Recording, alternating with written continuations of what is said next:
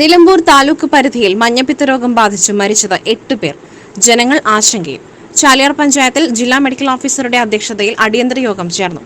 രോഗവ്യാപനം തടയുവാൻ മാസ്റ്റർ പ്ലാനുമായി ആരോഗ്യവകുപ്പ്. മഞ്ഞപ്പിത്തം ആശങ്കപ്പെടേണ്ട സാഹചര്യമെന്ന് DMO ഡോക്ടർ ആർ രേണുക.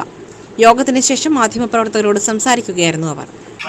വ്യാപനമായിട്ട് കുറച്ചൊരു ആശങ്കയുണ്ട്. കാരണം നമുക്ക് ഇപ്പോൾ ഒരു ഔട്ട്ബ്രേക്ക് നമ്മുടെ കഴിഞ്ഞ് അത് കുറഞ്ഞു വന്ന സമയത്താണ് വീണ്ടും ഹൗസ് ക്ലസ്റ്ററുകൾ വരികയും അതിൽ നിന്ന് പുതിയ കേസുകൾ ഉണ്ടാകുകയും ചെയ്തുകൊണ്ടിരിക്കുന്നത്.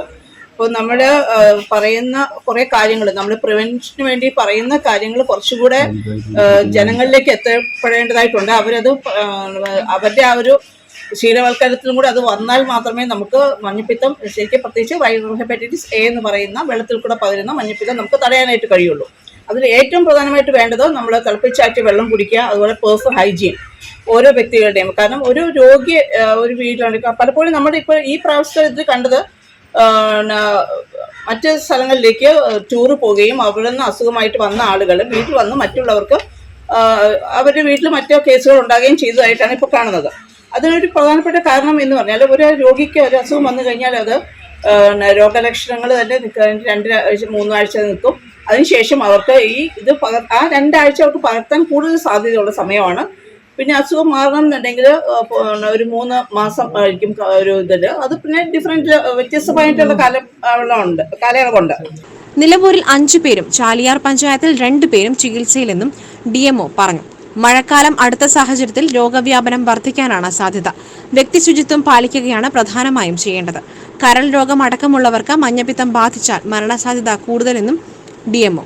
പുറത്തേക്ക് യാത്ര ചെയ്യുന്നവർ പ്രത്യേക ജാഗ്രത പുലർത്തണമെന്നും DMO ആവശ്യപ്പെട്ടു. തിളപ്പിച്ചാറ്റിയ വെള്ളം മാത്രമേ കുടിക്കാവൂ എന്നും ടോയ്ലറ്റിൽ ഉൾപ്പെടെ പോയ ശേഷം നിർബന്ധമായും സോപ്പ് ഉപയോഗിച്ച് കൈകൾ വൃത്തിയാക്കണമെന്നും അവർ ആവശ്യപ്പെട്ടു. മഞ്ഞപ്പിത്തം സ്ഥിരീകരിച്ചാൽ 1 മാസത്തേക്ക് പൂർണ്ണ വിശ്രമം എടുക്കുകയും സമ്പർക്കങ്ങൾ പരമാവധി ഒഴിവാക്കുകയും ചെയ്യേണ്ടത് അനിവാര്യമാണ്.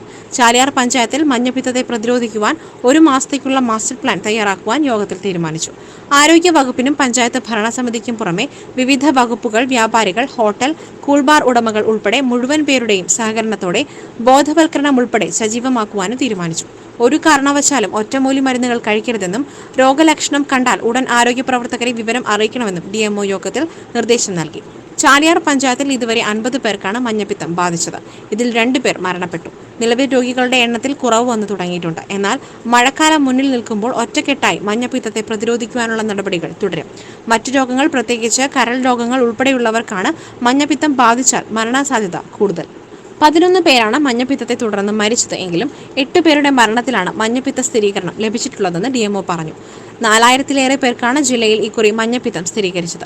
ചാലിയാർ കുടുംബാരോഗ്യ കേന്ദ്രത്തിൽ കൂടുതൽ ഡോക്ടർമാരുടെ സേവനം ലഭ്യമാക്കണമെന്നും ലാബ് ടെക്നീഷ്യന്മാരുടെ കുറവ് പരിഹരിക്കണമെന്നും വികസന സ്റ്റാൻഡിംഗ് കമ്മിറ്റി ചെയർമാൻ തോണിയൽ സുരേഷ് DMOയോട് ആവശ്യപ്പെട്ടു. പട്ടികവർഗ പട്ടികജാതി വിഭാഗങ്ങൾ കൂടുതലായി താമസിക്കുന്ന പഞ്ചായത്തിൽ ഒന്നാണ് ചാലിയാർ. ഭൂവിസ്തൃതിയും കൂടുതലാണ്. അതിനാൽ കൂടുതൽ ഡോക്ടർമാരുടെ സേവനം അനിവാര്യമാണെന്നും അദ്ദേഹം പറഞ്ഞു. ജലനിധിക്ക് കീഴിലുള്ള കിണറുകളിൽ ജലം ശുദ്ധീകരിക്കുവാനുള്ള മെഷീനുകൾ പ്രവർത്തനരഹിതമാണെന്നും പഞ്ചായത്ത് ഇക്കാര്യത്തിൽ നടപടി സ്വീകരിക്കണമെന്നും കളക്കുന്ന് സ്വദേശി സുലൈമാൻ കൈപ്പള്ളി ആവശ്യപ്പെട്ടു.